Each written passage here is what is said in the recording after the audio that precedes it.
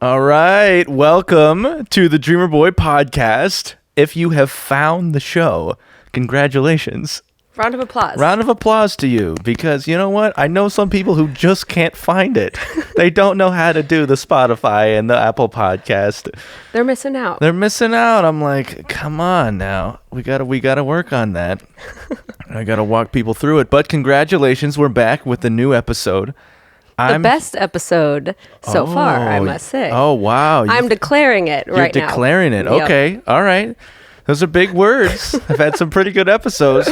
This is true. I'm here with my beloved cousin, Kayla Griffith. That's me. Kayla is 2 months older than me. Exactly 2 months. And so that to means the day. that means your birthday's coming up, right? It is. Yep. Big old 25. 25. That seems like a big one, huh? That is. How'd we get this old, Nathan? That's a good question.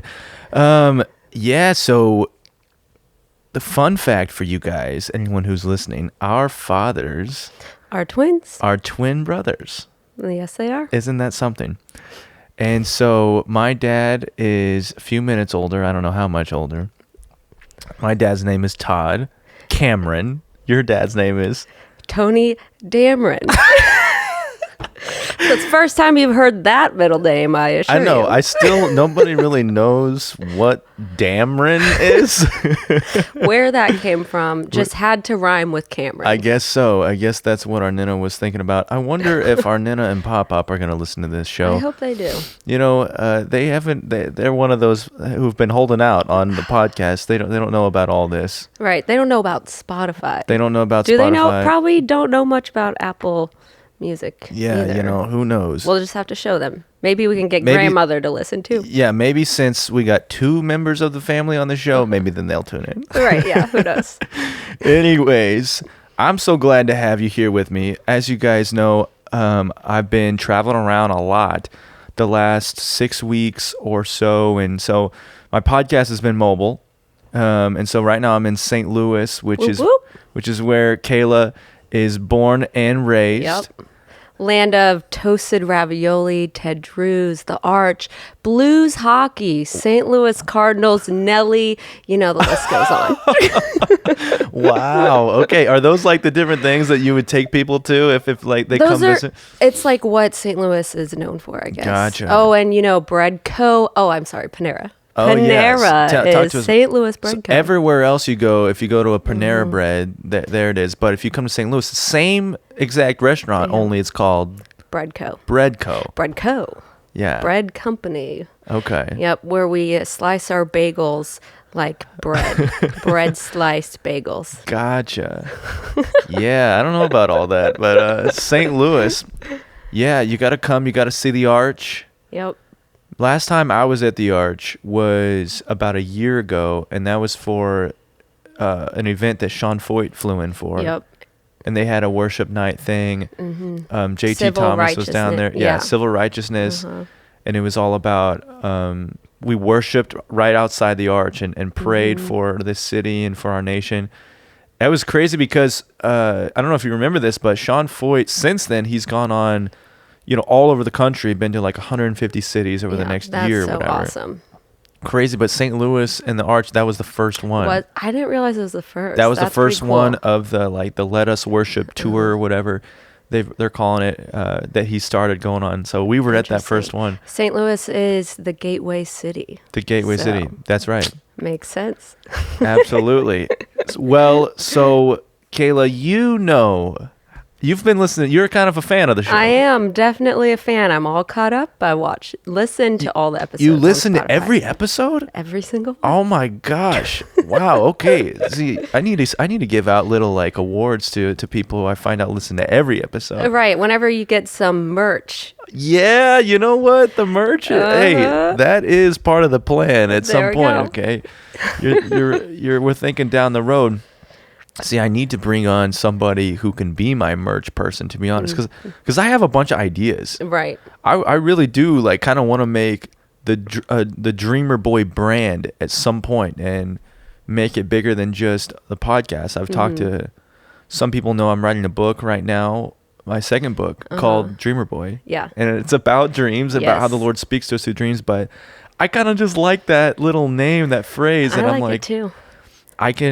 I can see it turning into, an entire brand. Who knows where it could go in the future. We just need a little more funds to bring some of these ideas into fruition. But so you're a fan of the show. You listen, you kind of know what I like to do. Oh, I know. For my people, I like to throw out a couple of specific questions. Do you know what I'm about to ask you? Oh, of course I do. So you're going to ask me what my favorite memory is of you. Right. But first, I want you to answer. What's your favorite memory of me? Oh, is Turning the tables. You're turning the tables on me. Wow, on my own show. Unbelievable. Okay. Yeah, you know what? Sure. We'll switch it up. My favorite memory with my cousin Kayla. Well, first of all, we have a lot. We do. Almost 25 years worth of memories. That's true. And for somebody, for those of you that don't know, our families have always been super close. Yes. Like my family and, my immediate family, me and my siblings, parents, we grew up in Warrensburg, Missouri, which is about 3.5 hours west of St. Louis. And then you guys and the rest of my cousins on my dad's side all grew up in St. Louis. Right. But it was like a big priority for like our parents and stuff all growing up that we would be close and that we always spent Thanksgiving together, Christmas together. A lot of times we'd come in March because we have several birthdays. Yeah. Spring break. And then we'd always come in the summertime for Kids of Victory Camp. Yes. Grew up going to church camp here in St. Louis that my uncle and my aunt, your parents, help run.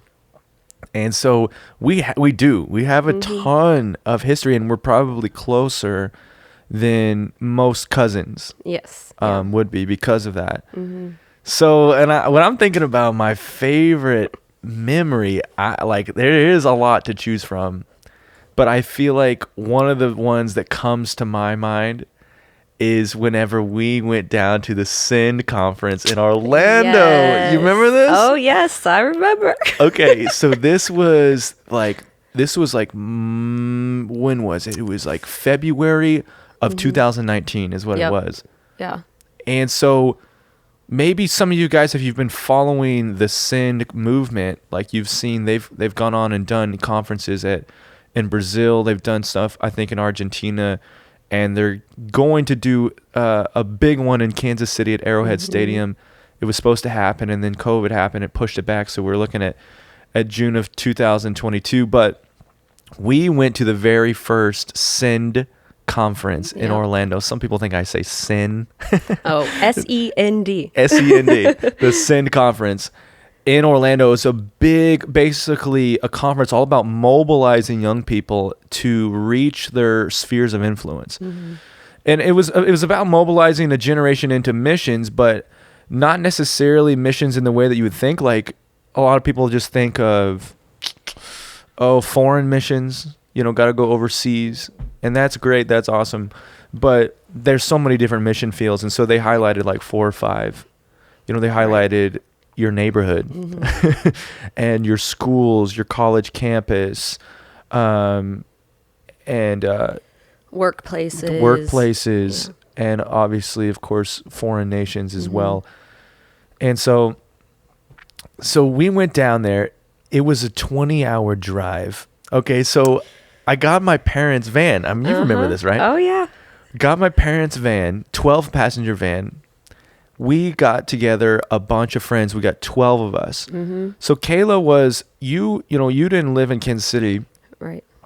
But I wanted you in on this adventure for sure because, well, obviously I just love you. Right, yeah. That's good enough reason for me. So you jump in on this. Hannah was supposed to come too, but she had to go to something last minute. Yeah. She didn't get to come with us. So you tagged along with some of my friends from Kansas City. We took the 12-passenger van and we took off towards Orlando. What do you remember about that car ride? Okay, well, I don't remember if this was the car ride there. It had to be the car ride to Orlando. Doesn't really matter. I just remember Fancy Nancy.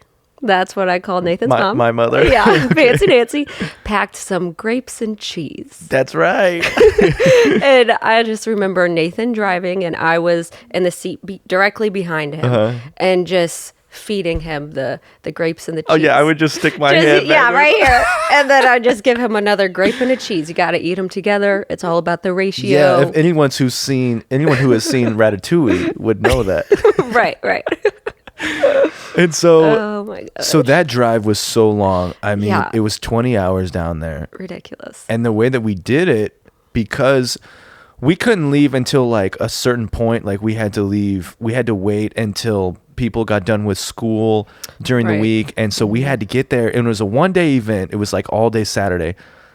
I can't remember when we left. I think it was like early Friday morning or something like that. I remember skipping my Friday classes. Okay. So it had to be in the morning-ish. Oh, yeah, 'cause this is when you I were had to still drive to Kansas City. You were still going to college. Yeah. Like 45 minutes outside of Kansas City. In my hometown. Yeah. Good old Warrensburg. Good old Warrensburg. UCM, snouts out. Wow. Go Mules. Okay. Go Mules. So we had to drive 20 hours, and we pretty much had to drive straight through because in order to make it there on time. We had to make it. Yeah. We had to make it there on time. And so what we did is we just took shifts Literally. of who would drive. And I remember, so the only time we would stop is for gas or for food. Yeah. And we'd have to go to the bathroom during those times. I mean, it was tough. If you've ever traveled with 12 people before, there's a lot of people, There's no way those bathroom breaks are all going to be in sync. Yeah. You got to hold it I know you got to hold it. There's a lot of bladders. to keep an account. Exactly. And we're like, hey, listen, we can't dilly-dally. We've got to keep on the road. And I just remember I took the first shift. I don't remember when you took the shift, but whenever you did, you took over and it was pouring down rain. Do you remember that? I don't even remember that. And you had your glasses on. And you're just like, I probably pulled up all the way up to the steering wheel. Your hands are at 10 and 2, and you're just like, oh my God, I gotta drive the bus. But there was like so 5 or 6 of us that got a chance to drive the 12-passenger van. We drove down there. It was a crazy, amazing experience. To this day, one of the most impacting days of my life, because it was a 1-day conference. Right.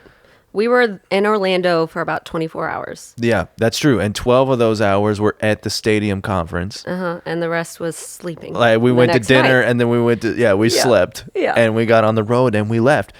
But I'll say this, that whole experience was such like a fun memory with you. But I'll never forget the very end of the conference. Okay. We were there and we had been worshiping all day. There'd been different speakers, getting everybody, casting vision for missions, and everyone's fired up. And at the end, there was a guy who came on the stage by the name of Benny Hinn. And first of all, there's so many different opinions about a Benny Hinn. Sure. Very controversial figure. And I've seen people like Francis Chan took a lot of heat because he was at an event with Benny Hinn. But he wasn't up there. Benny Hinn wasn't like involved with the whole day until the very end. He comes up there because he's actually Michael Koulianos' father-in-law, if you know who that is. Okay. And Michael Koulianos is one of the guys on Leadership with the Sin. Benny Hinn comes on. And we're like, oh, wow, there's Benny Hinn. I'd seen videos of him or whatever. I'd never been at an event with him personally. So this is my one experience with Benny Hinn. Right. He comes on, and I remember what he likes to do. He always likes to sing like hymns and things. And so he like leads the whole stadium in some hymns where it's just like him and the piano. Classic. But then he goes, here's what I want everybody to do. I want everyone to lock hands with people next to you, okay? And so, I know where this story is going. Yeah, you know where this is going. And so we're like, okay. And so everyone's standing and grab hands next to you. So you're standing right next to me. So I grab your hand on one side, and the other hand is our friend Brother Ellis. Brother Ellis, we miss him. We do. We said that. I think I said that in my That's last true. episode. Yeah, I haven't seen him in years, but anyway, continue. So I'm holding hands with Brother Ellis and you, and he goes, "Okay, here's what I want to do. We're gonna all yell fire at the count of 3, and what we're doing is we're basically inviting the Lord to baptize us with the fresh baptism of the Holy Spirit." And we're like, okay, like whatever, sure. And so we're like, okay, everyone, we're all holding hands. All put your hands in the air. 1, 2, 3, fire! Everyone just starts yelling fire. And I remember we're holding our hands up, right? It's nighttime. Also, to clarify, we're in a stadium, That's on right. bleachers. That's right. So that's the setting. That's a setting, and it's Okay. nighttime. I'm looking up in the sky. I'm literally looking in the sky and the stars. It's the open night, and here's my experience.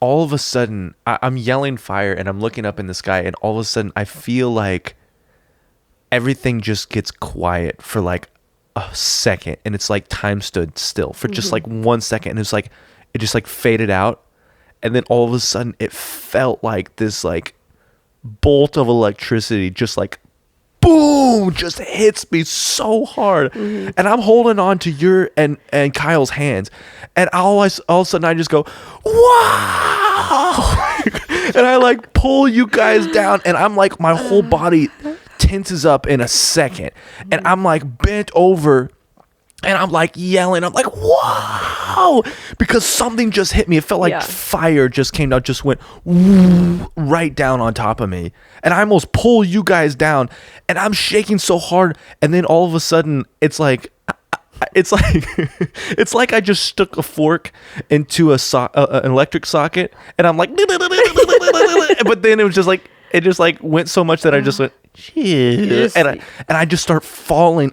I'm about to fall forward over the bleachers. And I remember you and Kyle just grabbed me like, no. Yeah. And you grabbed me. And like, if you guys wouldn't have grabbed me, I would have tumbled. Yes. Literally, like you fell like towards my side, but forward. And I just literally just wrapped my arms around you and tried pulling you back. You grabbed me, saved my life, basically. And then you like set me down in the chair and let me just like, I don't know, have just this go moment. through it. Yeah. Have this moment. But it was a while. I remember shaking there for, it felt like 15, 20 minutes. About 15 probably. Probably 15 minutes. Yeah. And I'm just like, whoa, like I've never gotten touched by the Lord like that, ever. And I mean, by the time it kind of like died down, I was so exhausted. I felt like I just got electrocuted. Yeah. Gosh. And like on the cartoons, you know what I mean? Whenever they're just like, yeah. But I felt like burnt toast by the end of it. And I'm sitting there, and it was kind of, the conference had kind of moved on. Right. It was like, it like moved on. They came back up like for worship or whatever. And Jeremy Riddle, they're up there like singing like a song like, jump, jump, jump in the river. And like people are like jumping around, like joyful, celebrating and last few moments. You're just sitting there slumped in your seat. I'm just sitting there slumped, just staring off into space. But anyways, that whole day, but even that experience, like you like catching me, keeping me from falling off, and I don't know, like that whole experience, that whole day was such an amazing time. And then obviously we got back in the car and drove back, back home to Kansas City, another 20 hours. We were beat by the end of it, but it was so fun. It was. It was such an adventure. Yeah. So that's what I think of. I love it. But now I'm going to throw it over to you. Of course. Okay. I was expecting this. Why don't you tell the people, what is one of your favorite memories with me? Of course. Okay. So, again, there's so many hard to choose from. But one of my favorite memories for sure is our trip to Russia together. Wow, Okay. yeah. But of course, that's a few weeks worth of memories. Oh, so yeah. I will start with the first memory from the trip. Okay. Okay. So at this time before the trip, so this is summer 2018. That's I right. believe. Yep, in June. Okay. So Nathan comes down to St. Louis. We're going to fly out of St. Louis together. That's right. My parents drop us off at the airport. Kayla, I love this story, by the way. Yeah, me This too. is one of my favorite memories, too. I could have talked about this. Uh-huh. Wait, hold on a minute. This whole thing's special. People need to know about this. I'm so glad you brought this up because this was like the culmination of like 9 months of kind of the Lord put on our hearts to do a mission trip together. And we didn't like have any idea what that would look like. But I just remember 9 months prior feeling like that. It was both on our hearts. And we were just like, how would that happen? What would it look like? We didn't know. Yeah. And then we were like, what if we just started praying about it and like ask the Lord to just, I don't know, like give us this desire of our heart, I guess, to do missions together. That's what we Right. wanted. Yeah. And next thing you know, this whole trip with Exodus Cry comes together. Okay, we're going to go do missions for a month in Moscow, Russia during the World Cup. Yeah. We're going to fight human trafficking. And this is like, oh my gosh, this is it. Right. This is it. And so you're picking up this story like it's time to go. We've raised our funds. We've gotten people excited about it. Like we know what the mission ahead of us is for. We've learned a few words of Russian. Right. And when I say a few, I mean a few. Right. Yeah. Like Maybe less. 3. Yeah. Maybe less. But like it's time to go. So we get dropped off at the airport in St. Louis. Take it from here. Okay. So we're supposed to fly from St. Louis to Chicago, Chicago to Paris, That's right. Paris to Moscow. That's supposed to be Oh my what gosh. happens. Okay. I forgot about Paris. Yeah, gosh, and we were just like excited just to be in Paris, Exactly. even though we were literally just going to be at the airport. Right, But yep. Anyway, so we get to St. Louis Lambert's Airport, and our first flight gets delayed. We're like, okay, it's fine. We're still going to make it, whatever. Gets delayed a couple times. Yeah. Okay, we're like, oh, crap, what's going to happen? We need to get to Chicago. Well, it turns out they canceled the whole They thing. canceled the whole thing. Yeah. Okay. So then we're just like, oh my gosh, literally, what are we going to do? There's no other flights out of Chicago for the rest of the day. Because it's time for the World Cup. It's the World Everybody's Cup. going to Russia. Right. How are we going to find a flight Yeah. to Moscow, Russia during the World Cup? We had What are booked we these gonna do? flights months ahead of time. Right. And all of a sudden it's just canceled. Yeah. literally. Canceled. Yeah. So we got to find a way to Chicago. That's what we think, right? Yeah. Well, we're out of luck. There's no flights to Chicago. Yep. And for the rest of the day, we start talking. Turns out there's no option at all for us to even, get any kind of connecting flight Yeah. to Paris. No, not going to Paris. We are not going to Paris. That's not going to happen at all. Okay, so we're talking for like hours. Literally, it takes we were at the airport hours. all day. Literally. All day we were at the airport. Yes, trying to figure something out. Okay, we can get you one flight to Paris. We're like, okay, well, that doesn't help us. You see two people here, right? people right here. Two people right here. We need 2 flights. Okay, so they're just looking like, okay, after probably like 6 hours, like no joke, maybe Oh, yeah. longer than Maybe that, longer than that. honestly. They're like, okay, we think we found you something. So here's what we're going to do. We're going to get you a flight to Dallas. Okay. Okay, no problem. No problem with Normal Dallas. layover place, right? Yep. Dallas, let's do it. From Dallas, you're going to go to Peking, China. Okay, which Peking, China, that was Beijing. Why it was Why called are we still Peking? calling it Peking? I don't know. Nobody's called it that in decades. Right. Whatever. So we're going to go to China. Peking, China? Peking, China. Okay? Have That you- flight is 14 hours from Dallas. 14 hours. Yep. Then from Peking, China, we're going to go to Moscow. Oh, no. Don't we go to Helsinki first? We did. Yeah. We go to Helsinki, Finland. Yeah. Is that Finland? I think. Well, don't quote me on it. Yeah, I'm pretty sure it's Finland. And then And then to Moscow. to Moscow. So we're St. Louis to Dallas to Peking. Beijing. Yeah, Beijing, whatever. Whatever you want to call it. Helsinki, then Moscow. That's Okay? right. So we're talking like over 24 hours. I don't know if you've ever looked Of at a map for traveling. anyone who's listening, but Beijing, China is not close to Russia. Right. That was like another It was like 8 8 or hours. 12-hour flight. Yeah, that's right. So we literally ended up flying around the world. Around the to whole get globe. there. That's we right. went the longest way possible to Oh get to my Moscow. gosh, yeah. Okay, so here we go. We figured out what our flight is. And then Oh, we're so thinking, they're like, well, they finally told us we'll put you up in a hotel right. tonight. Yeah, exactly. And we're thinking, well, we have family here. We could. But you know what? Let's take the free hotel. They're going to give us a, We were in St. Louis. right, literally, where my entire family lives. But, free hotel, free, they gave us like some food, like Oh yeah, coupon they type gave us thing. so we got like $50 worth of food or whatever. Right. So we take this, we go to this hotel, okay?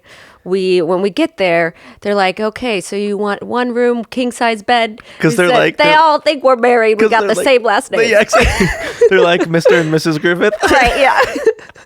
We're just, no, we'll take two queens. We'll take two queens. Okay. So we get our room, we go up, and immediately we jump on the bed. Oh, you got to. Yeah, you got to. You got to. When are we gonna have this experience ever again? Literally, yeah. So we go into the hotel room, we jump on the beds a little bit, and then we say, you know what, we're kind of hungry. Let's go get ourselves some grub. That's right. So- We went down and we helped ourselves to one of the restaurants, even ordered dessert. Right, Because why not? right. Well, we got that free food. We We'll felt take it like all. we deserved it after Exactly. everything we've been through that day. Oh my gosh. Well, so Anyway. but we couldn't party too long because we had to wake up at like 4:00 in the morning or Right. whenever it was. Yeah, Get on a shuttle, get back to the airport, and get our rear ends to Dallas. Well, that wasn't Yep. a bad flight. Next thing you know, oh my gosh, we're on a flight all the way to Peking. yeah. Gosh, That- that was so long. That was so long, 14-hour flight. Yeah, it was so interesting too, because like on those long flights, they feed you, and they fed us Chinese food. That's true. Like Oh my legit gosh. Chinese food. Like obviously it's still airplane food, so it's not like amazing quality, but it was Chinese food. I remember really that, liked yeah. it. It was good. That's the longest flight I've ever been on up to Me that too. point. Yeah. The longest, I think that summer I had a 12-hour flight because I was in Jordan and Israel that summer too. But then we get to the airport in China.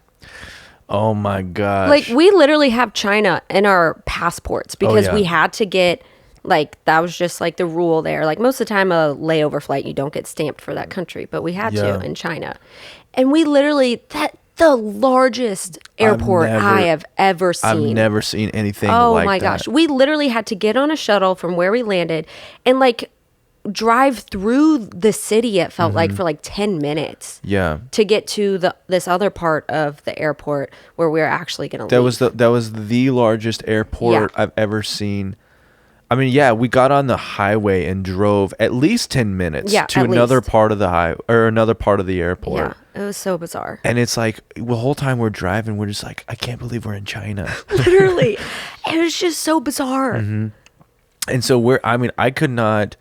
I'm so glad that we did that together. Yes. Oh my Because if I was by myself in this airport in China, I would have just like, I don't know what I would have done. Yeah. We were so lost and confused. Mm-hmm. Like when we got to the airport where we were supposed to find our Yep. our gate or whatever. Because like it's all just one big dome with no like there weren't like halls or like different ways you can go. It was just this big It was the largest dome you open- can possibly think of. Yeah. And yeah, and I remember. Well, I lost my train of thought. We just had to ask people like where to go, but it just took us a while. We figured it out. Yeah, well, I remember. Oh, this was what I was gonna say. I remember we had a 4-hour layover there, but Oh, it took yeah. every bit of the 4 Literally, hours to we- figure out where we needed to be. Yeah, we barely made it like to Yep. the gate, literally. And I remember we we stopped at one of the the airport restaurants Yes. and had a little, because we were like, maybe we get a little Chinese food or Right. something. Real Chinese food, not the American version of Chinese food. Yeah, and that was interesting too. And I made the mistake of just asking for a water. Yep. and out comes some boiling, piping hot water. Yeah, I was just like, oh crap. That was kind of like the wake up call when I realized, okay, we're not in America no more. They're not gonna give me ice water or really iced anything for the rest of my time out of the country. Yes, that is such an American thing. Ice. Yeah. Like even in like Spain, if you ask for ice water, they're gonna give you like 3 ice cubes. I know. Yeah. Like that's just an American thing. Exactly. And I had no idea up until that point. Yeah. So bizarre. So Hot water. So man, I mean, we could probably go on about that experience in China airport, but then finally get on the airport or the airplane again, fly there or fly to Helsinki. Phew. And then I don't even remember that that layover in Helsinki. I feel like we got like right onto the plane to Moscow or something. Yeah, and then we just got on, finally made it to Moscow. I mean, gosh, how long? We were did we there travel? like a day and a half later than what we originally were supposed that's to be. true. But yeah, that like the traveling was like over 24 hours. Like I think it was like 30 plus hours of traveling. Anyway, so this kind of, exhausting. I feel like this leads right into really what I wanted to talk about anyways. Perfect. Was our whole experience in Moscow, Russia, because there's so much to it. I mean, I want to talk about the different things we did to fight human trafficking, the prayer room, but even just our experience in this different culture. Right. I mean, oh my gosh. So why don't we just keep going with this whole story? First of all, we get there, we get picked up. I remember the first thing that really took me by surprise in Russia was the traffic. Yeah. Do you remember this? Yeah. I felt like people just drove, like they didn't have a care in the world. It felt like it was like, okay, we're not who cares about the blinkers? Who cares about the stoplights? Who cares about the stoplights? Who cares about the lines like separating the lanes? Right.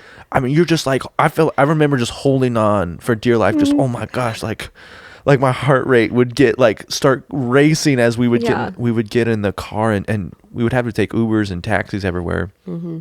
So we get to our hostel where we're staying. Do you remember this place, Kayla? Oh, how could I forget? How could you forget? Gosh. So we get there and we got these just like tiny little rooms or whatever. Our whole team. So we're here with an entire team from Exodus Cry. Exodus Cry, for those who don't know, is an organization that fights human trafficking. I've been a part of the team in Kansas City for the last 3.5 years or whatever. Kayla got to be a part of the team for this whole month. For this month, we went and did this international trip, kind of broadened the invitation to anybody who has a heart for trafficking and would want to be involved. So she got to apply and be a part of the team. Which, let me interject here real quick. Sure. Like, before we applied for the trip and stuff, you had started with Exodus Cry a few months before that. Okay. And it really wasn't until then that I even had a clue about sex trafficking. Wow. At that point in time, it was very you only knew about it if you knew about it. You know what I mean? It's not like something people talked about or posted about, whatever. So really, me even applying for this trip, honestly, it was mostly about doing something with you. That's true. And traveling. Obviously, I knew, it was going to be great for, ministry side of things. But I love to travel, and I wanted to spend time with you and do something with you. So those were 2 things that got me on board. And then, once I knew I was doing this trip, then I started doing the reading and research. And, we had a manual. Did you watch the documentary? Yeah, which I had seen documentary Nefarious whenever it first came out, years ago. I was 14. I remember watching it at a One Thing conference. Gotcha. Anyway, so I knew a little bit, but that was so on the back burner, something I hadn't thought about. Anyway, so main reasons I was doing this trip was to do something with Nathan and to travel to a country I never thought I'd ever go to. Yeah. Anyway, but literally God used this trip to completely shift the trajectory of my life and what I'm called to. So it's just kind of crazy how God will use things that you do even for the wrong reasons. Sometimes we go into something not for the best reasons or Sure. like not even for what you think. I don't know, like just the reasons I did this were not the right reasons. Well, people like go to youth group all the time for that guy that they like. Oh, right. Yeah, absolutely. or the pizza or whatever.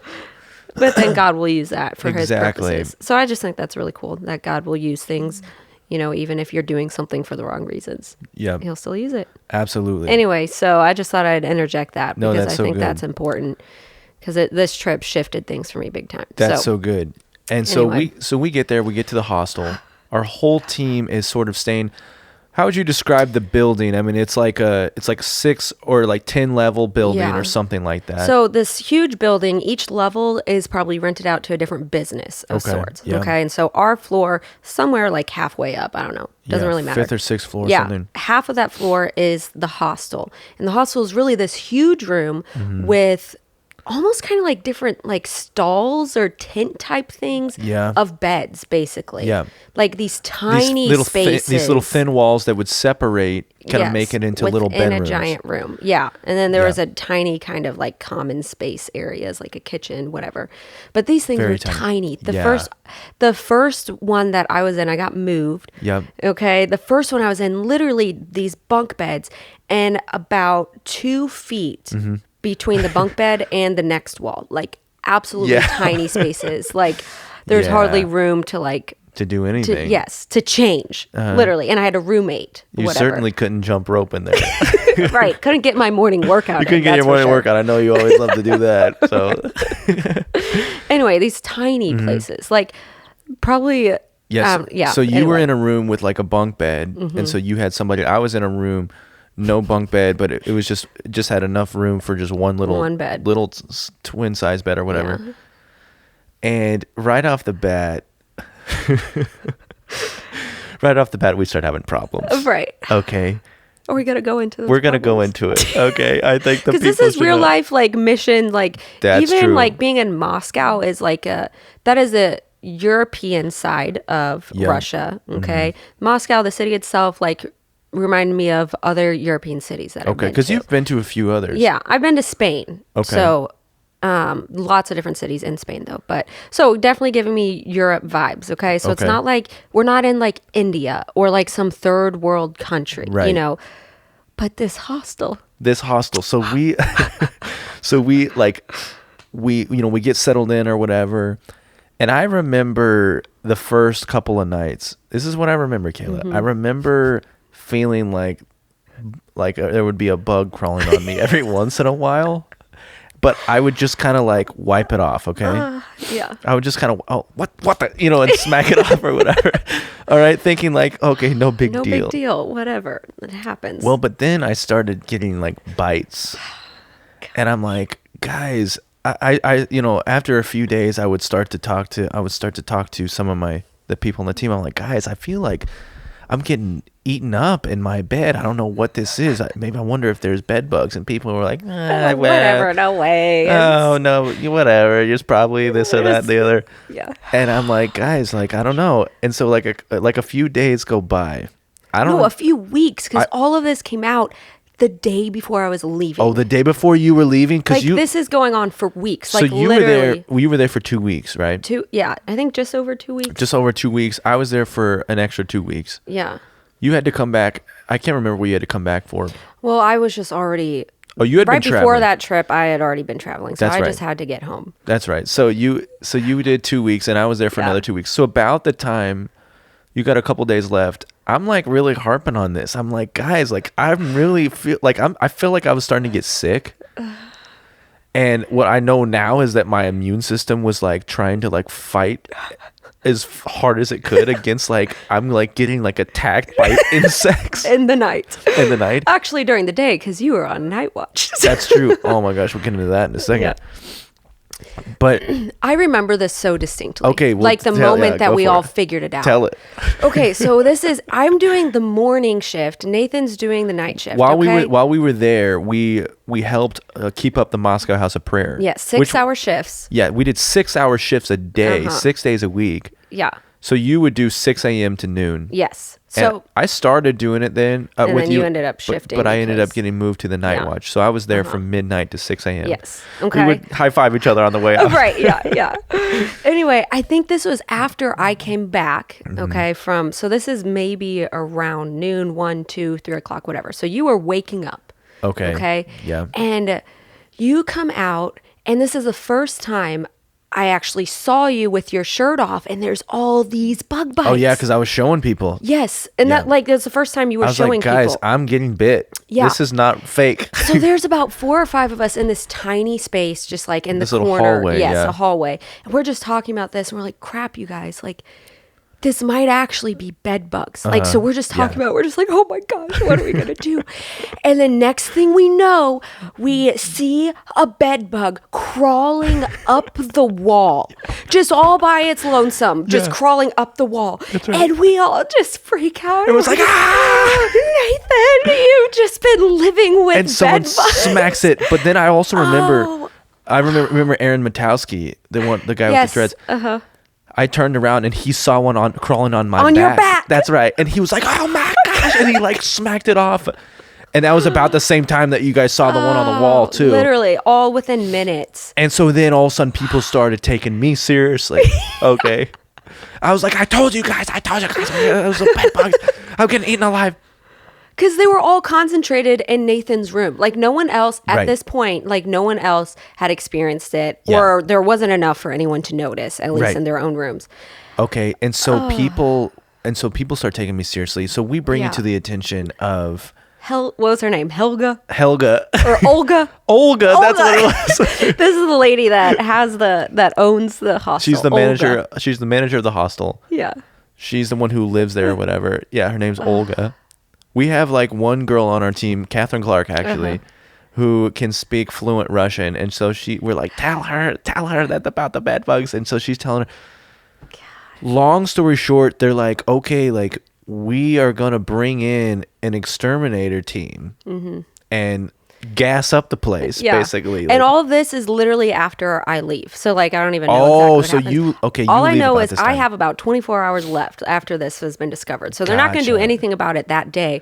And so I literally Yeah. just remember I had a couple essential oils with me. Uh-huh. So I literally just Google, like, ways to like ward off bed bugs or something. I don't know, whatever. And so I find out that if I put like lavender or whatever, I don't remember essential Okay. oil, it's supposed to like keep the bugs away. So I literally just put lavender oil all around my bed and on my pillow. Make And like a little force field. yeah, literally. I just did not sleep well that night at all because my I'm just like so gosh. paranoid. But anyway, Paranoid? yeah, paranoid. Sorry. I'm getting worked up here just thinking about it. Yeah. Anyway, No, so because then, it was- but I it ended was up such a big leaving. deal. Yeah, and I had to like whenever I got home, like I left my suitcase and everything like in my parents' garage for like 48 hours because you like weren't supposed to, you don't want to. Wow. I didn't want to, bring it back to my parents' house on accident. Mm-hmm. But Okay, so you leave and you miss a lot of the Yeah. hubbub that takes place after this. But, right. But Kayla, they brought in an exterminator team. We had to leave for an entire day, right? Right. We basically, and it was we like used our day off where Mm-hmm. we just kind of were just like out in Russia or whatever. We come back and we're like, yes, okay, like they did they exterminated them, whatever. We find out, we get communicated to by Olga that she ordered the cheap package. Of course, yeah. To where they didn't kill the bed bugs. They just did the cheaper version of it and basically made them drunk. Is how it got translated. Yeah, with like just the chemicals in the air, Yeah. just the laughing gas. So what she said was, don't worry, they won't bite you no more. But they're still there. Yeah. We're just like, what? Like that. This was like devastating to some of the people on the crew or some of our people on our team because we had a lot of girls on the team. It was tough for everybody, but some of the Yes. girls especially were just like distraught. I mean, I remember we had to have like basically like, what do you call them? Whenever support groups. We had to have bedbug support group gosh. multiple times like in the coming weeks because it was just like people were breaking down Right. about how just terrible this was that people were because the first 2 weeks it was just me, but it actually did expand. Yes, it did by that point. And people were getting sick. And I got moved across the hostel to a different room. Oh, so that was what people found out, is when the exterminators came in, they found the mother load. And it was all underneath my bed. There might be people listening to this who can't handle hearing this, Nathan. Let me just say. Hey. So I apologize if this really grosses you out. I'm sorry, okay? We are just not holding back today. This is what happened. We're telling the story how it happened. Oh, God. But yeah, little did I know that I had the mother load of the bed bugs underneath my mattress. They were just feeding on my flesh. Don't They're say just it. Oh, Nathan. oh my gosh. I hate that. But anyways, I got moved, and so the last 2 weeks was peaches and cream for me. Gosh, yeah. When it comes to the bed bugs. But other people dealt with them the entire rest of the time that we, because whatever they did, they made them Right. drunk. It wasn't, they didn't actually take care of the it problem. wasn't It was putting a sufficient. Band-Aid on the problem and didn't actually kill them. Exactly. Okay, did you know? Okay, after this trip, I go home for a month, staying at my parents' Kayla, house. Do I know? I go back to school in the fall, move into my new apartment. I'm so excited. I get all unpacked. I'm all moved in. I sleep there one night. I wake up and there is a bed bug crawling across my brand new bed. I literally bought a new mattress that day, like that day that I moved in. Got to Warrensburg. I bought a brand new mattress bed frame. Oh my god. Slept on it one night, and then there's this bed bug crawling across my everything brand new bed. I cannot. So I believe know that. I did not bring this with me. This is brand new. Yeah. Everything. Yeah. And I didn't have bed bugs when I was in St. Louis. Right. So this apartment that I moved into just had bed Was bugs. infested with bed bugs. Literally infested. I start freaking out. Oh my gosh. Yeah, I remember. It was so bad. I call Fancy Nancy.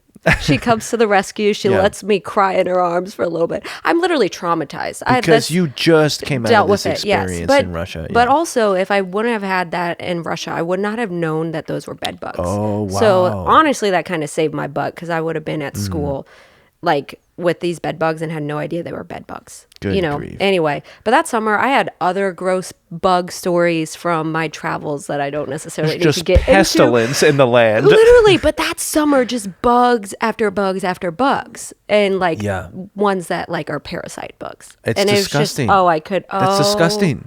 That is the reality of traveling. Let me just tell you. Like that summer, I was in 3 different countries. Oh, wow. Literally, like just. I was in the desert. I was in forests. I was all over the place getting all the bugs. Oh my gosh, Kayla. Anyway, That is what a heck of a summer.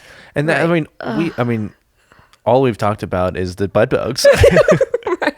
maybe we should move on. We from should this go. We story. should get back to okay. So let's go back to Russia. Let's talk about what we actually did there. Right. Okay. So we already kind of touched on the fact that there's prayer room 6 hours. I have never been an extended time in a prayer room before. So some also background on me. Like I went to college right after high school. I've Yep. never done any kind of like discipleship program or like Right. set aside time in some type of, Christian environment. I'll Sure. just put it like Yeah, that. yeah, yeah. So but obviously I'm, always known about IHOP, whatever, done One Thing Conference, whatever. Here in St. Louis, we have this little place called G-Hop, Gateway House of Prayer. And growing up, I did, stuff there, whatever, but never Right. had extended time in the prayer room. So I loved that time. So all of for a sudden me. you go from knowing about these things, having little one-off experiences here and there, like here in St. Louis, going to the conferences. Obviously, you grew up in church, you grew up in, Right, in a yeah. Christian home and everything else. But now all of a sudden, part of our sort of the blueprint of our ministry, I guess, was everyone had to take a 6-hour shift in the prayer room in Moscow. Yeah. And so next thing you know, you're like, you're doing 6 hours a day. That's a lot Yeah, to go just to from just jump like into. none to 6 hours a day. Yeah. Yeah. I was a little intimidated by that at first. Like I thought it was just going to drag on, but Yeah. it was Yeah, what was that like amazing. for you? It was so great. Like I think also just the environment that we were in, like it was way like more chill than like an IHOP prayer room, right? This is a small room, like, probably about as big as my living room and kitchen area. Small Right. room, just our team of maybe 4 people at a time in the prayer room. And sometimes there was live music. Sometimes we just had the IHOP. Yeah, they would stream the Kansas City prayer room. Yeah. Yes. Yeah. So anyway, so it was pretty intimate, like environment to begin with.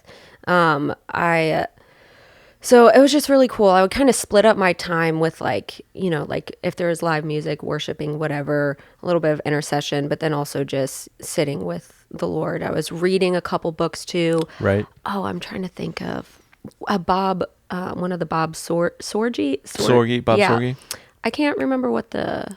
maybe it was Secrets of a Secret Place. Okay, Yes, yeah. I was reading that book. I've read another book too, but yeah. Anyway, so it was just so awesome to be able to sit and read those books too, and like actually be able to sit and process it. Because I feel like in my normal busy life too, if I'm reading, like a Christian book of sorts, I'll like be reading it, but don't really have time to process it as much. Because you got to kind of move on to the next thing in the day or whatever. Yeah. So that was just really cool too. Like actually, when there's scripture references in the book, actually being able to open up my Bible, stop that, and like meditate on that, and then go back to the book too. So that was great, because I feel like I don't get to do that either. But then obviously just spending more time in the Word too. Anyway, so it was just wonderful. And it gave me more of a heart for intercession too, because that's, again, just not something that I've, been in that environment before. So it was just a lot for personal growth for me. I remember at one point you invited me to sing with you. Oh, yes. Because I would that was my first time ever leading worship in front of anybody. Yes. I was so early in my journey. Oh my and it was a gosh. perfect environment for that to be your first experience too, because it was low pressure. Literally, there's a few people in the room. Sometimes no people in the room except for us. Yes. And so, it was to the Lord. Literally, yes. Yeah, and so I would get Kayla to come up there. You would come up there and you would sing with me. Yeah. But I just remember us two going in that tiny back room too, and you just like actually teaching me about like, okay, harp and bowl, and just actually teaching me the model, because obviously I've seen it, but I've never actually been taught any of that before. Anyway, so wow. I think about our time in the prayer room. People might ask, like, how come you had to spend so much time in the prayer room? I thought you were there to fight human trafficking.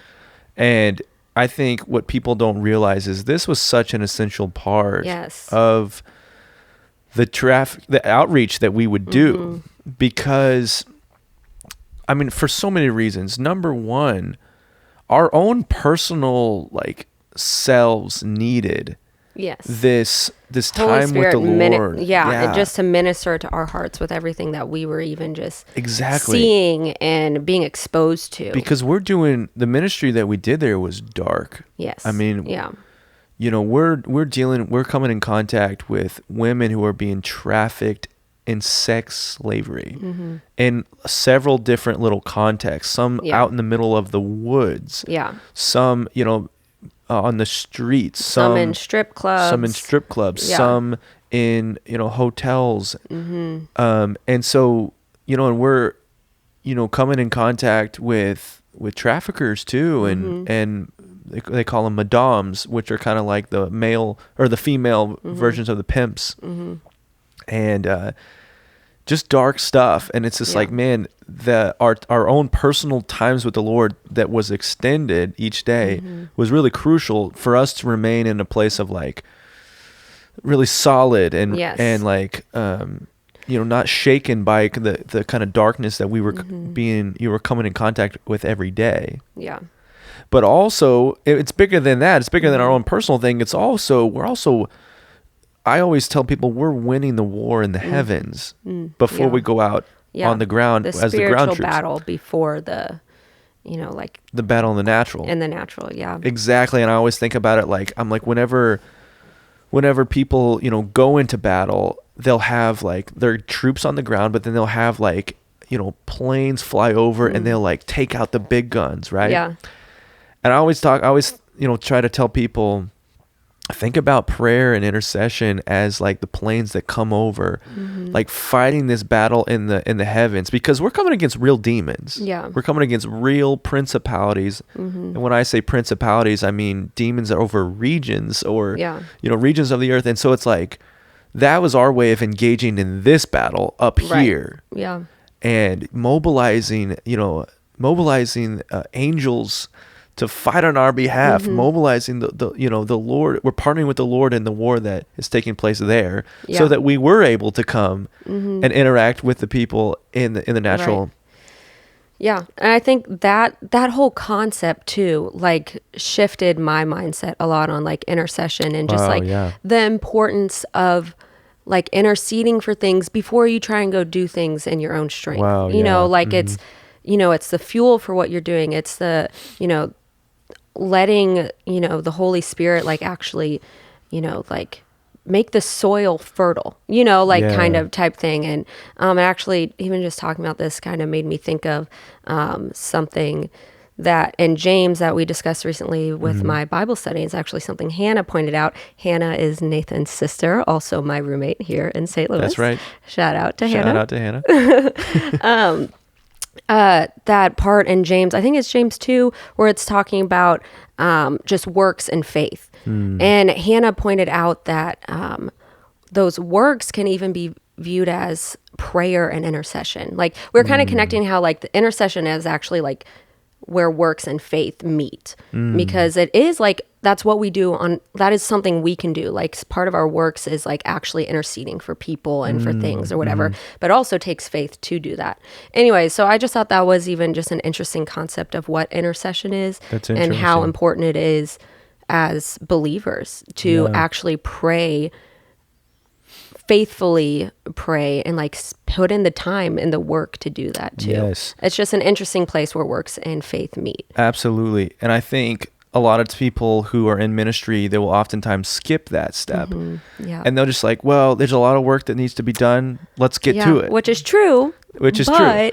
But it's like, man, I think, people underestimate how important that step is. And I even think about in Matthew chapter 9, I think it's verse 36 through 39, Jesus, he looks out at the crowds, okay?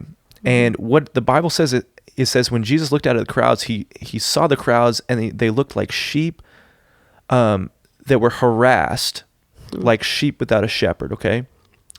They were harassed.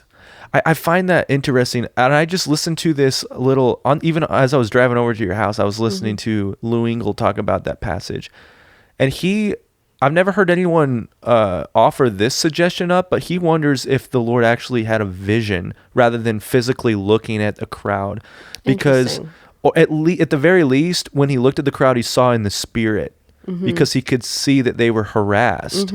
And that talks about that pulls on the idea of the demonic. Yeah. Being harassed by the demonic. And what he tells the disciples to do, he goes, listen, the harvest is plentiful. The laborers are few. Therefore pray to the Lord of the harvest, that he would send forth laborers. Yeah, pray, not go, get harvest out there. And do it yourself, but pray for the Lord of the harvest. Isn't that interesting? Yeah. It's like he doesn't tell us to go do it. He doesn't skip that first step. Yeah. He doesn't say, get out there.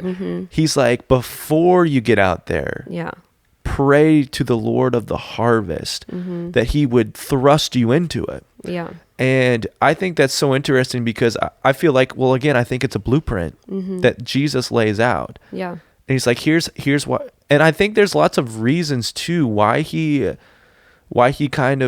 sets it up that way. First of all, it's kind of the both reasons that we already mentioned with us in the prayer room. Like, first of all, you get the heart for for what you're about to do. You get the heart for the harvest. Yeah. You get like rooted and stabilized within your spirit to be able to go out and face the darkness that is the harvest. Yeah. But you're also fighting against what's harassing the harvest. Isn't that interesting? Yeah, that is. And then it's like, after, he downloads the Lord's heart for you, or he downloads, his heart towards the harvest in you, and you fought against what's harassing the harvest, and then he sends you into it. And that's whenever there's, significant fruit that takes place. Yeah. If you kind of rush into it, skip those steps, it's gonna be hard. You're gonna get, you might come up against stuff that's just bigger and stronger than you, and you're like, oh crap, I didn't put the time into the prayer closet first. I didn't send my airstrikes in first, and now I'm getting taken out. This is a lot harder than I thought it was going to be. And I think especially when it comes to the ministry we were involved with in Russia, I mean, we're talking about human trafficking. This is very dark stuff. Yeah. It's not like I don't know. I was going to think of some like maybe just a lower type of ministry that's like, that doesn't seem as intense. But I think like when you get into fighting human trafficking, we're talking about the exploitation of human beings. Yes. Yeah. There is a heavy demonic presence that comes with that. And we would run into that, even after praying, and even after that was a big emphasis of our team, we would still come in contact with different times. I mean, I even remember even one day, do you remember this, Kayla? We were walking. The person that spit on me? That's right. I remember we were just walking outside of our hostel one time, and one time there was this like homeless lady, but she just got stirred up all of a sudden and stood up and she started yelling at you and spit on you. Yeah. Like completely unprovoked. Like we literally were just walking by. Yeah. No one said anything or even looked in her direction or anything. But yeah. I know. And so it's like, I mean, there's different times you're like, whoa, like what the heck was that? Yeah. And I don't know. You don't know for sure what's going on, but I look back and I feel like there was different times in the scriptures when Jesus would walk into a place, or he would come to a certain region, and then like a person who was filled with a demon or had a demon would it would all of a sudden manifest, and he would come at him and be like, it would the demons could feel the presence of Jesus almost, and they would react. And we had been spending so much time with the Lord, and obviously the Holy Spirit lives in us. I feel like we can have that same sort of, we can provoke that same reaction in people with demons. And I feel like that's what that was, which is crazy. Was just so interesting. But man, I think we got a few more minutes. We've actually been going for about an hour, which is crazy. Right. But I think we can go for a few more minutes, because it's not every day I got you on the show. All right. I want to talk about, in our time there in Russia, we could talk about so many different things, because it was such an amazing trip, an intense trip. We did several different types of ministry when it came to women who were being trafficked. What was when you think back to the outreaches, what were some of maybe the most impactful experience that you had, or what maybe one of the most intense, or one of your favorite memories of outreaches? When you think outreach specifically, what comes to your mind? Yeah, so there was this one night where we were, a small group of probably about 4 or 5 of us, and we were doing strip club outreach. And the way that it was kind of organized is we were all paired with someone. I was paired with Catherine Clark that night. Yeah. We, being paired with someone who spoke Russian. Okay. Right. Oh yeah, and we were working with some of the local prayer room and church, the locals there in Moscow. Yeah. Some groups that had already been doing similar stuff or whatever. So we're partnering with other people. So there were some people that spoke Russian on our teams. Yep. Anyway, so that night I was paired with Catherine, and we had we're supposed to go to a few different strip clubs, and we went to several different ones, and we were just not being let in at all. Wow. Which some of them, one of them, we were guaranteed to go in, to be able to get in, and because they had been there a night before, and the girls loved it, and the bouncer or manager, whatever, was like, yes, you can come back again tomorrow or whatever. And also just for context for the listeners, we would come to different strip clubs with gift bags. They had beauty products and just things to give to the girls. We would usually get let in and go straight to like the dressing room area. So we just go straight there. We aren't interacting on the floor or anything like that, just going straight to the girls. Anyway, so we were having horrible luck getting in to these places, and it was probably like close to like midnight, and we were just like, okay, are we just gonna go home? What are we gonna do? We stood around for probably about 30-40 minutes just trying to figure out what we were doing. Helen was with us in our group, and so she's sending messages just trying to figure out, and we were about to go home, and then I guess maybe Helen thought of another one, or I don't remember exactly. And Helen was our leader. Yes. She was just like, okay, we got this one more that we can try. I know it's really late. Do you guys want to go try this one, or should we just go home? And we're like, okay, you know what? Let's just go do this one. Okay, so we end up going to this place. We get in pretty easily. We go straight back to these dressing rooms. And this ends up being like one of the craziest stories, or not even crazy, just one of the most fruitful encounters of the whole trip. So I also, for more context, a lot of the girls in Russia, Moscow at least, are from Nigeria. So there's a trafficking ring. That's right. From Nigeria to Moscow. I remember we kept running into girls being trafficked from Nigeria and Ghana both. Okay. Yes. Yeah. I think Ghana was that other one. So one plus side to that is that they speak English. That's true. So that made things a little bit easier. Anyway, so we get in there, and we have these gift bags. It's a great way to just start the conversation.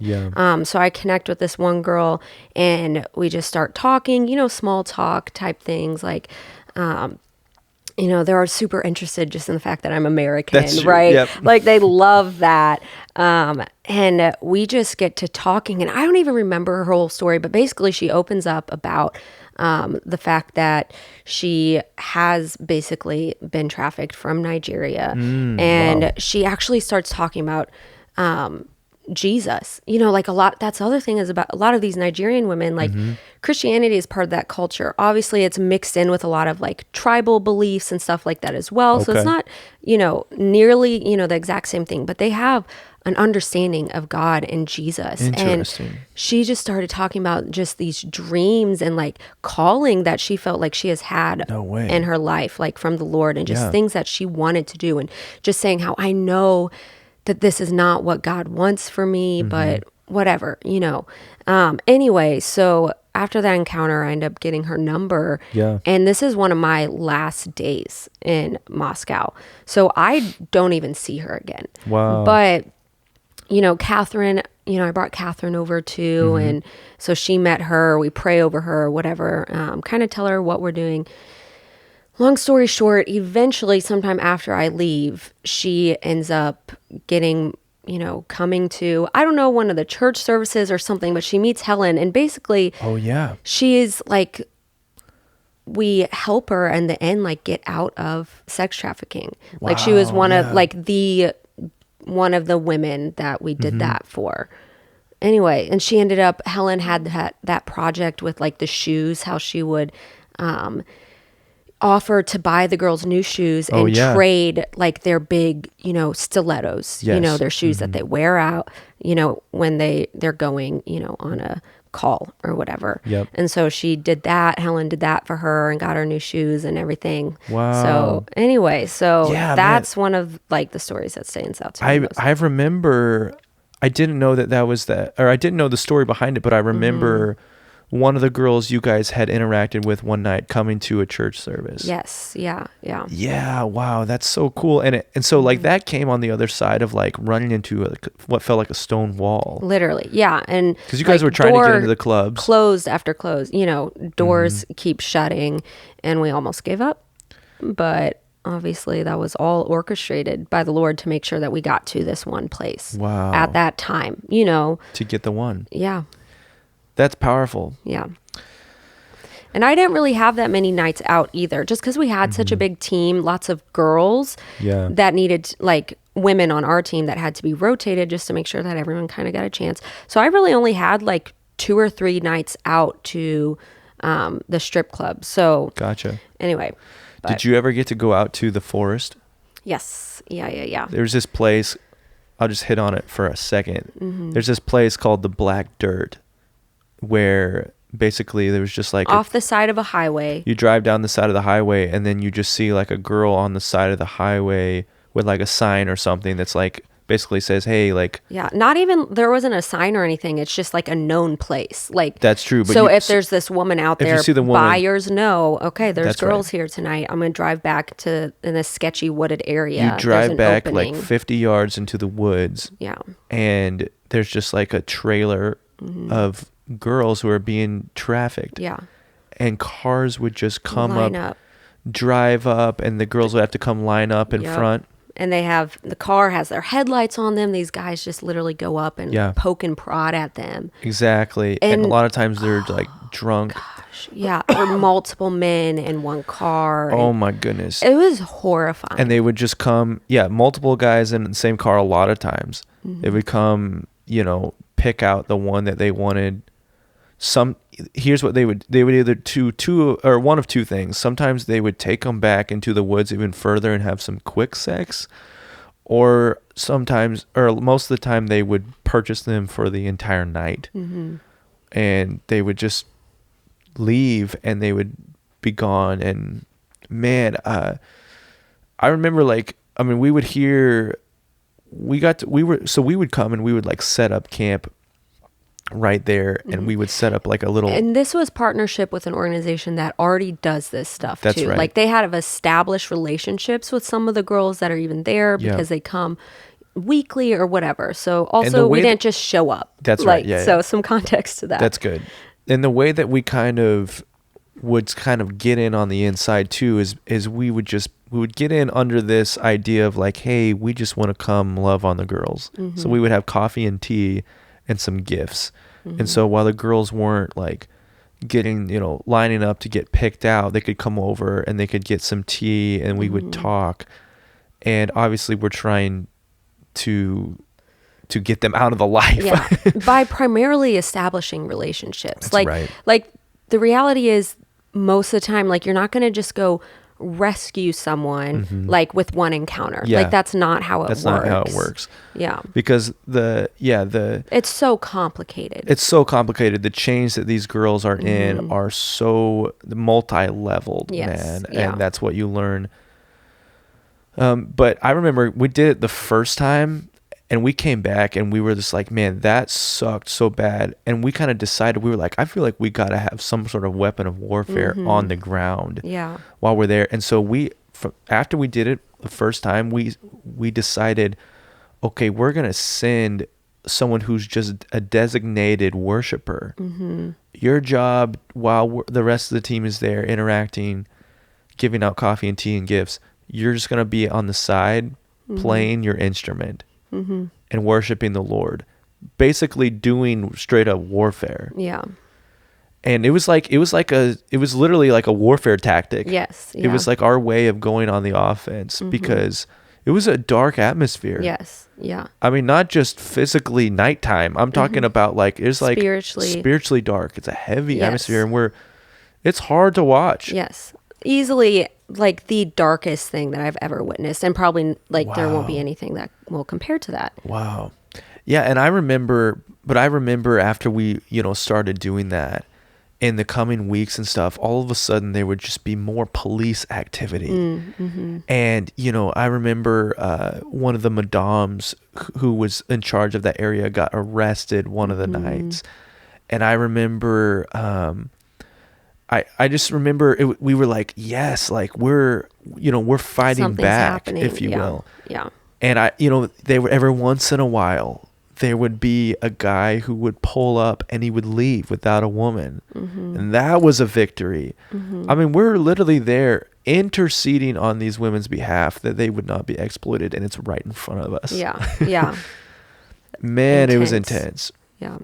And so, I mean, that's just one example of the outreach that we would do. Obviously, you talked about the strip clubs. We would also do secret meetups in hotels. We would get on the phone and we would purchase women like anyone who would be purchasing them for sex. We would purchase them ourselves and purchase their time. Basically. And I remember, they would show up to the designated hotel and they would.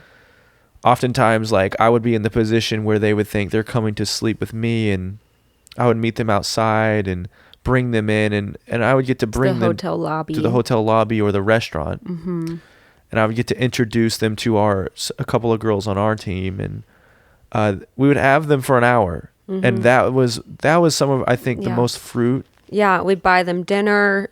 And just sit there and talk to them. Absolutely. And that really led to, we did that for the entire month. We would do as many meetups as we could a week. And a lot of times we would meet up with girls multiple times throughout the month.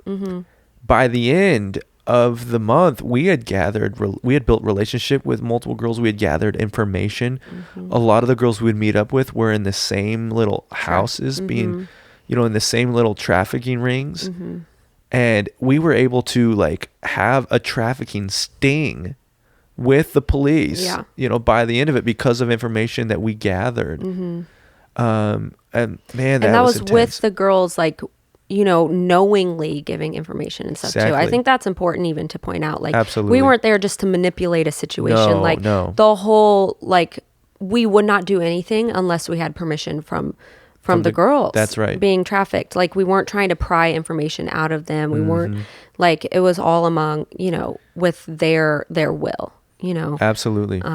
Anyway, I just think that's important to point out too. Sure. Because it was all about the women and being there for them. Oh, yeah. I mean, whatever capacity we could. They're expressing to us after they build a little bit of trust with us. First of all, that was hard. Yes, to build trust. Yeah. But after that, we would build trust with them. Then they're expressing to us like they don't want to be doing this. They tell us the stories of how they were trafficked from Ghana and from Nigeria into this place. Being promised that they would, basically a rich Russian or whoever would come to Nigeria and they would go to a family and they would be like, listen, they would talk to the parents. I can take your daughter. I can give her a better opportunity in life. I can bring them over to Moscow. I'll pay for their college and they'll get educated, have a good job, and they won't have to live here in the slums of Nigeria. Yeah. And, they would make deals. Right. They would make deals with the parents and basically bring them over. And as soon as they get them over here, they take their passport away and they take their identification. And now they're in a country, they don't speak the language. And now they're like, okay, now you belong to me now. Yeah. Now you're going to do what I want. Now you're my slave. And I mean, story after story. And also another thing they would do is they would do, voodoo ceremonies over them. A lot of times they were fake voodoo ceremonies, even though there's real power behind voodoo, and that was the traffickers would know that the women and it's from part of the culture in Nigeria. Yes. That's and right. I believe oftentimes the traffickers were Nigerian, not even Russian. Oh, that's true. Yeah.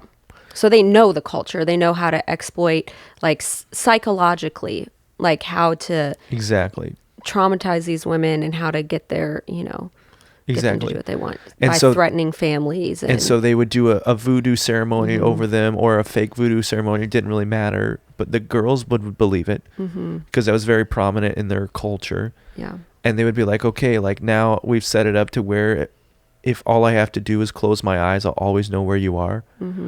And if you try to leave, like I'll kill your family. And so, I mean, so many things are being done to keep these girls in chains. Yeah. It's so much more than just like, well, why don't you just leave? Right. I mean, we had girls tell us, I want to leave. I want to trust you, but I just know if I try to leave with you guys, my pimp can just close his eyes and he'll know where I am. They believe this stuff. Yeah.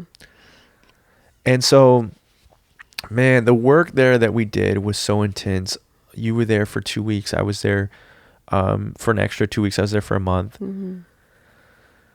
I mean, that we would both agree our time in Moscow was will never be the same because of Yes. that experience and that life changing experience. But our fight against human trafficking, and this is how I want to kind of end the show today. Our fight against human trafficking has gone on, even though Yeah. we're not overseas at the moment. But it's looked different. I came back to Kansas City and continued working on the ground with our outreach team in Kansas City. You graduated college not too long after that, and you moved back to St. Louis, where you're from. And tell us like what you joined and what you do now. Okay, so I came home from school, graduated with a degree in Spanish and International Studies.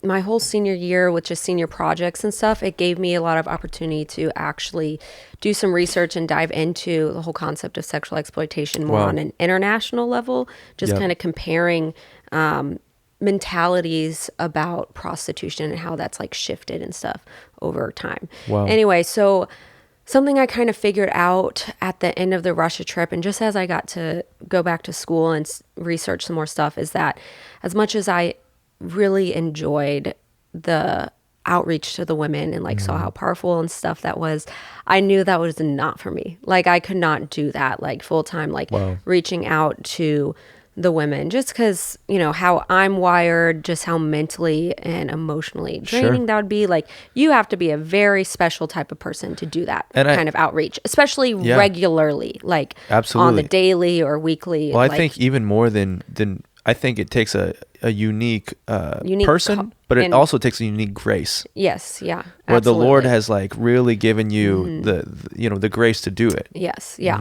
So I knew that wasn't for me. But what the Lord kind of had showed me is that I wanted to do something on the front end.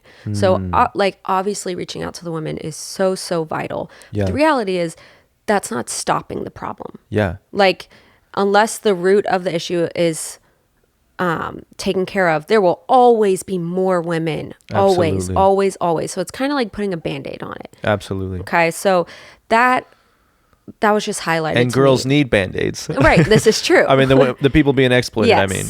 yeah.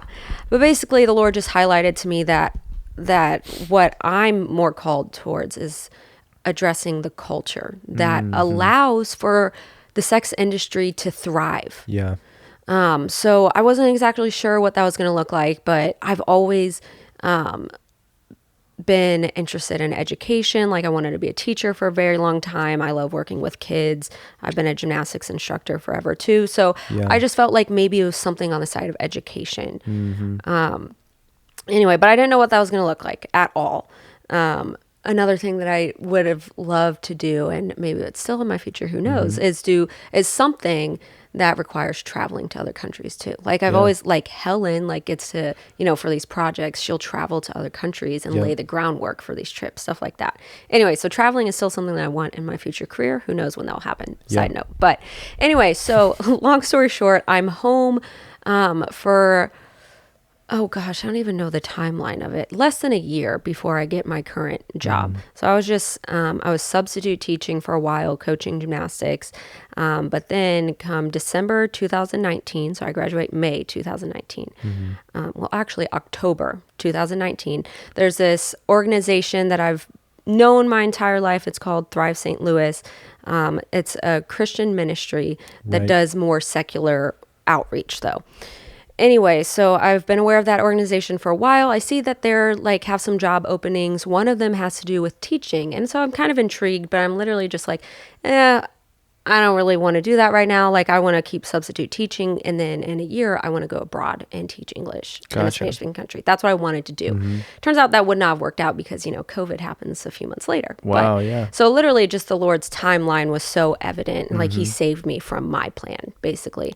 But long story short, my pastor, Harry Schrader, he sent me, like, tagged me in a post on Instagram and said, Kayla, you need to apply for this position. for Thrive." Really? Yeah. Wow. And I was just like, okay, fine, I'll do it. Like, and but I still didn't do it right away. But literally one night, I just woke up at like 3 a.m. out of nowhere, couldn't go back to sleep. And I just knew it was the Lord, and he was telling me to apply for this position. Kayla, I didn't know this part. Yeah. Anyway, and so I was just like, literally that night, I remember thinking like, okay, God, I will do it in the morning. Like, let me go back to sleep and I will apply for the job. Yeah.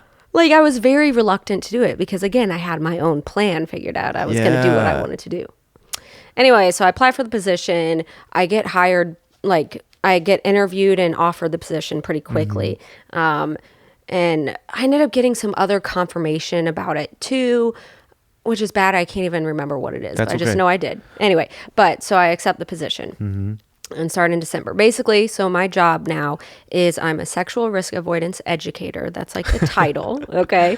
Wow. So it's kind of like there's a lot to it. But basically, I go to schools all throughout St. Louis, middle schools and high schools, and teach this sexual risk avoidance curriculum. Essentially, it's kind of like sex ed, but there's way more to it. Sure. So, you know, like you get the 6th and 7th graders, and we got to talk a little bit about puberty, you know, but then we also get 8th grade and high school and stuff. But all of the curriculum covers, you know, obviously, first of all, what healthy relationships look like, with what healthy sexuality looks like. Right. Obviously, we talk about things like STDs, the classic sex ed stuff, you know. But some of the big things that we address is media and how media and culture influences your views on sex and relationships. We talk about consent. We talk about sex trafficking. We talk about sexting. We talk about how these things kind of intertwine. And I think one of the most important things that we discuss is what consent looks like and that it cannot be coerced. So, like, we don't... It's interesting too, because some of the conversations we have, students will actually make up connections to like prostitution in the sex industry and ask those questions, you know? And so it just kind of, you know, obviously we can't get political, and there are different political views on the sex industry and stuff like that. But we can drop, you know, conversation about like, okay, well, consent has to be freely given. And if someone didn't want to have sex and then you entered in something else to get them to say yes, or you coerce them into it, then that's not true consent, right? So just like helping young people understand what consent looks like, and just what, I don't know, it's just so important, like actually shifting the mindset on what sexuality, healthy sex, healthy relationships look like, and just addressing how the media influences our perceptions about those things. Anyway, I think this is so awesome because people need to know there's really 3 different ways to fight human trafficking. Number 1 is the outreach. Yes. And that's the stuff that we've been talking about this whole show, stuff we did in Russia, everything else. But number 2 is a big one. It's educating the culture. Yeah. And this is really what you're so involved with. The third one would be through legislation, changing the laws, right? But this is what you have such a passion for, is really that the second one that I mentioned, educating the culture. And this is what you're doing in schools. You're going around and you're helping basically rewire the way that we view these different topics, the way that we view relationships, sex, but also, you know, getting into trafficking and prostitution, what consent looks like. Yeah. I think this is like such a huge needed thing in our culture. Yeah. And it's actually like, I feel like also it's kind of a big conversation that has been sort of taking place in our culture more recently. Yeah. And I think there's a lot of I don't know, it's always, there's such a mixed bag when it comes to movements, even stuff as like the Me Too movement. Yeah. But there's always mixed stuff. Yes.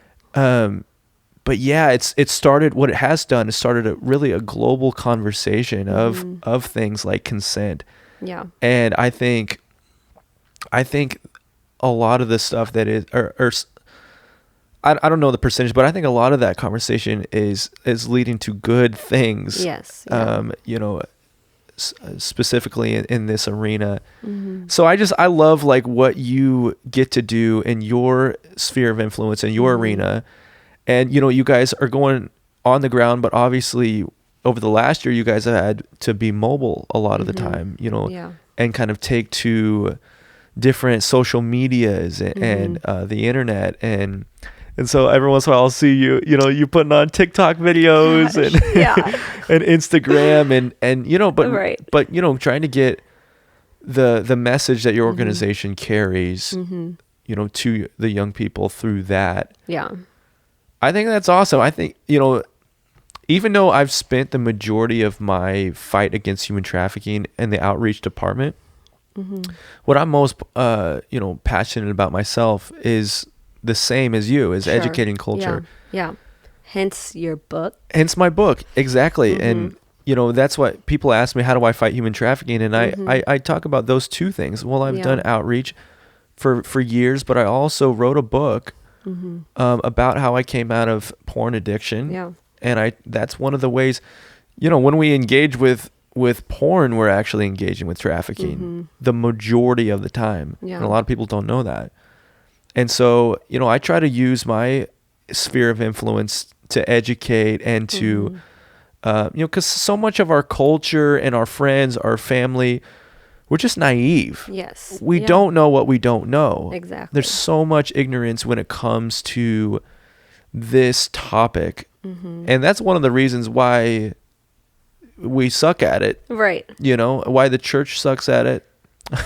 Or at least traditionally have. Yes. But our culture too. Because there's a whole group. It's very, the world of human trafficking is very organized. Yeah. And they are not ignorant. And they are, using the fact, they're exploiting the fact that so many people are. Literally. Yeah. And so I think this is such a huge need in our culture, whether you're going to the schools, educating kids on the ground, or whether you're going through social media, whether it's through documentaries, whether it's through books. I mean, I remember my first exposure to the entire world of human trafficking was through the Nefarious documentary that Exodus Cry made. And if you guys are listening and haven't watched that documentary, I would highly encourage it. I'm pretty sure it's free on YouTube now. I remember a while back they put it up. That's right. It's called Nefarious. But they put out a couple documentaries, another one on Netflix called Liberated. Yeah. And New Sexual Revolution. That's right. And they look at hookup culture and spring break. Especially in college setting. That's right. Yep.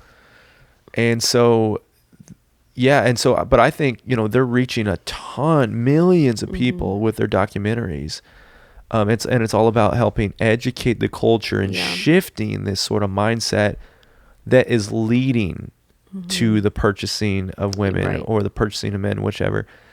And, because that's what they realize. They're like, well, what is the culture that's producing the people who are then purchasing and trafficking? Yeah.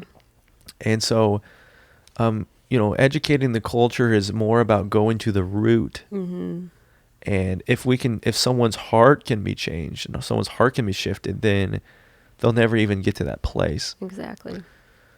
So, I don't know. I'm so glad we got to talk about that and you got to hit on what you're doing now. And even how, our time in Russia, that, going all the way back to that and how that has led to what you're doing now. And who knows how long that will last. Who knows what it'll look like in future seasons. But it's interesting too, because I've been in Kansas City the last 4 years and, been involved with Exodus Cry on their outreach team. And I've felt lately, I mentioned in my last podcast episode that I'm moving to Dallas, and I felt like I've been in transition a lot, in different areas of my life. But this is one of the transitions where I feel like a lifelong call on me is to fight human trafficking. Yeah. But I feel like the emphasis from outreach to educating the culture is being shifted in me right now. Yeah. Where I'm supposed to just begin to spend my time and energy more in that arena. And I think that involves my book for sure, but it also, I think it involves media. Man, I'm telling you, Kayla, last night I was literally laying in bed last night, right before I fell asleep. I felt like I got a download of an entire script to a short little video. Wow. And I wrote it out on my notes. I felt like the lines were just coming to me. Yeah. About how basically this idea of being addicted to the pleasures of Jesus, but almost like a spoken word type of video. But I mean, I got it all. It was just downloaded last night. Wow. And I have it all written out on my notes, and I'm like, man, I can't wait to to make this video. But I feel like that's where things are shifting even in Yeah. me personally, which is interesting. Yeah. Well, we just did a podcast We episode. did. Right, and here we are working on your media, Working on, yeah. Well, that's another Literally. thing, Yeah. talking about doing the thing. doing the thing. I mean, this is another way in which we can Yeah.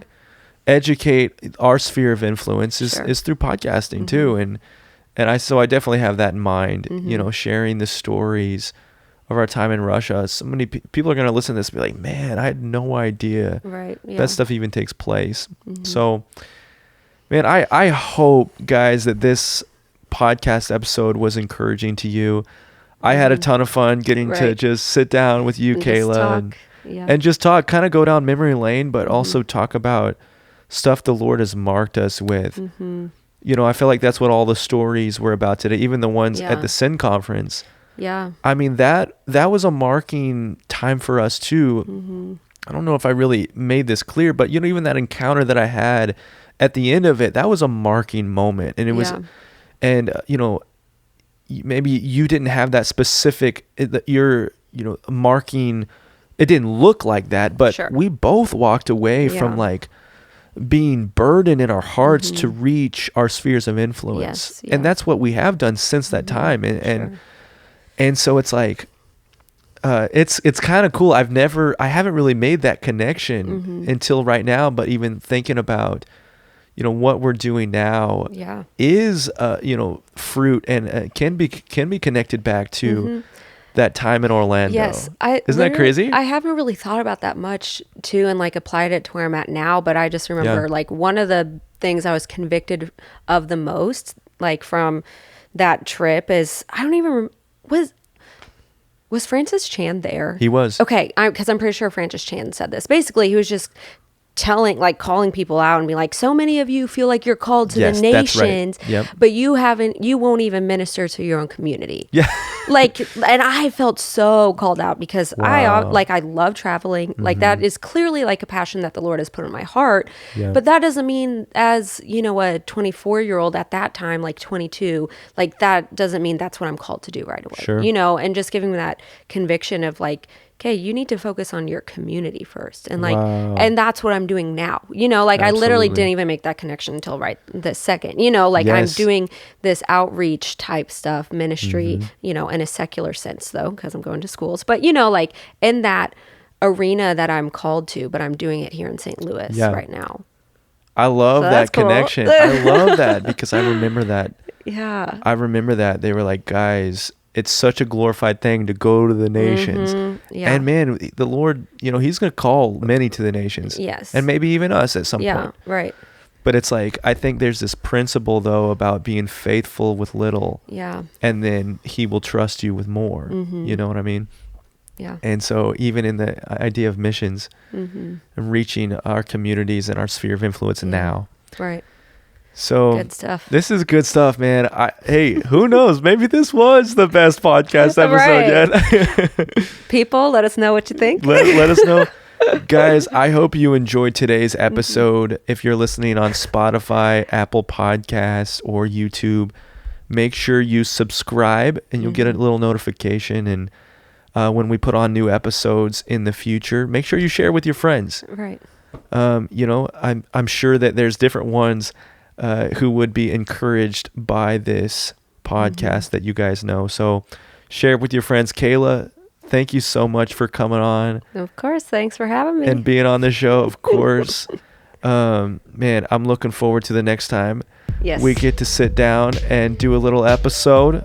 But guys, until now, probably cue the music. Right. There we go. And man, we'll talk to you guys some more later. All right.